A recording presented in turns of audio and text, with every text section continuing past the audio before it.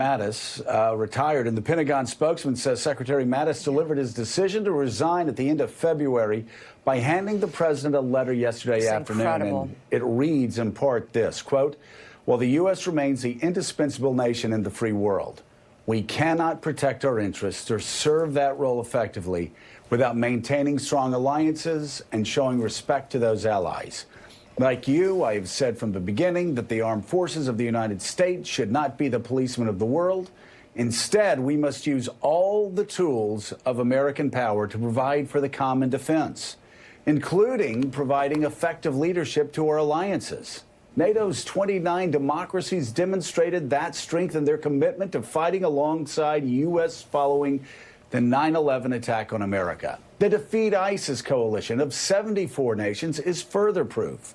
Similarly, I believe we must be resolute and unambiguous in our approach to those countries whose strategic interests are increasingly in tension with ours, because you have the right to have a Secretary of Defense whose views are better aligned with yours on these and other subjects. I believe it is right for me to step down from my position." And Mitch McConnell actually reacted to that letter, Bill Kristol. And he reacted with a letter to the President of the United States saying he was deeply disturbed that James Mattis was resigning, disturbed that why he was resigning, and told Donald Trump that he strongly recommended that Mattis's replacement be somebody who shares Mattis's views. He said, "I believe it's essential that the United States maintains and strengthens the post-World War II alliances that have been carefully built by leaders in both parties." It's almost as if, Bill Kristol, that the Rip Van Winkles in the Republican Party have awakened. Yeah, is it too late, though? I mean, I don't think it's necessarily too late, but you can't. The Mattis resignation is such a big deal, I think, and so dwarfs actually everything else that's happening, even though all the other things are important, too. I spoke with a retired general just a couple of days ago who's close to Jim Mattis and who's discreet about his conversations with Mattis, but has been in touch with Mattis throughout. And I said, "Is Mattis going to hang in there?" And he said to me, "Yes." I mean, Jim really thinks it's important for the country. He thinks for whatever he's not, Jim Mattis does not have a big ego, but he's there. He thinks he's doing good. He'll take a lot of blows and hang in there to prevent worse things from happening. For me, the resignation is so important because it's not simply that he's disgusted about the Syria decision or disappointed by it, though he is, or even appalled by it. I think this means that Jim Mattis thought he could not stop a lot of other bad decisions from happening down the road. In Afghanistan, I think that's already going to happen, the withdrawal there. But all kinds of other places, Mattis saw what was coming and thought, "I just can't make a difference anymore." Whereas he has swallowed an awful lot. He has put up with an awful lot. He has told people he's going to stay for 4 years. I mean, he told friends of mine that as recently as this month. So the fact that Mattis felt he couldn't do any good anymore, which I think is what that letter suggests, really for me is a chilling moment. I mean, losing him is bad, but the fact that he felt he couldn't do any good is even worse. Yeah, Casey, losing That's it right there. General Mattis is bad enough. The way he resigned makes it so much worse. There hasn't been that sort of resignation and protest from somebody that high up in over 4 decades. But there it is. It's laid out there. And suddenly you're seeing real concerns being voiced for the first time on Capitol Hill by certain Republicans. Mitch McConnell delivers the strongest statement as we've heard him deliver against Donald Trump in the past 2 years. Lindsey Graham also being very, I mean, we could go down the list.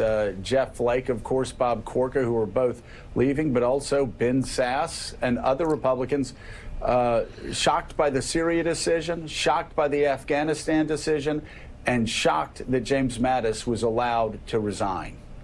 And Jim Mattis went right up to the line of saying that this president is aiding and abetting our enemies, which is just remarkable. And in that Mitch McConnell statement, and that really is the one that I want to focus on, Joe, Mitch McConnell repeated the points that Jim Mattis made in that letter. And then he went on to say that he was distressed about this and that he hoped and insisted, basically, that the president nominate somebody to be defense secretary in Mattis's mold. That is a very clear statement to the president that you better pick a grown-up or good luck getting them through this United States Senate. And why is this so important? I mean, Mitch McConnell has defended this president at every available turn. When you ask him about a Trump decision or a tweet or something that seems outside the norm, he'll typically say, I'm sorry, I don't have anything to say about that. Or maybe the farthest he'll go is he'll say, well, I don't like the tweets, but we have legislation to get done here. And obviously, the president has signed a lot of the things that Mitch McConnell has sent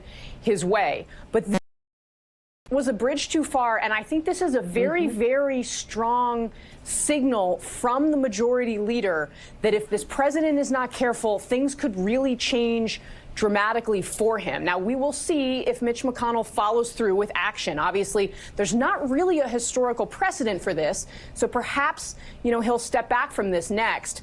But I just think that we cannot overstate the significance of what McConnell said here. And don't forget, it comes in the context, Mitch McConnell on Tuesday said that the White House, he was sure that we weren't going to shut down over Thanksgiving. So the White House embarrassed him pretty badly yesterday when the president decided that no, actually, he wanted to throw the government into further chaos and not sign that short-term extension bill right before Christmas. So that's a factor that's at play here, too. I'm sure it is. And also Mitch McConnell, I'm sure he's not pleased that tweets by Ann Coulter and monologues by Rush Limbaugh are actually more persuasive than what Mitch McConnell and what other members of the Senate and other Republicans and conservatives in the House are telling him. Dan Dresner and Tom Nichols, let's follow up on what Casey said. Perhaps the most extraordinary part of the letter, the Mattis letter to the president, was when he brought up China and Russia and said, Mr. President, these are not our friends. In fact, these are our competitors. These are our rivals. And there was a suggestion that Donald Trump did not understand that Russia was behaving like an enemy. Dan, let's start with you. How extraordinary was that? The entire letter is extraordinary, and I honestly wonder whether Donald Trump actually read it before he tweeted out the fact that Mattis was resigning, or if he read it, comprehended what Mattis was doing to him when he wrote the letter. But in another way, this shouldn't be all that surprising. I mean, what Mattis said in the letter was consistent with what was put out last year in the national strategy, which was in part, Mattis was an architect of that. But bear in mind that when Donald Trump introduced that national security strategy, which talked about Russia and China as sort of great power rivals, that we should be concerned about them, in his remarks introducing them, Donald Trump undercut that message. So in some ways, this just sort of, puts a period on the notion that anyone is running foreign policy in this country or in this executive branch except for Donald Trump. And in some ways, that's the most damaging thing about what's been done here this week is the degree to which the Trump administration has undercut U.S. credible commitments elsewhere and has also undercut his own subordinates. If you were any other country in the world, why would you want to talk to anyone other than Donald Trump at this point? Because you can't trust what anyone else says to you, because they might be gone tomorrow, or they might not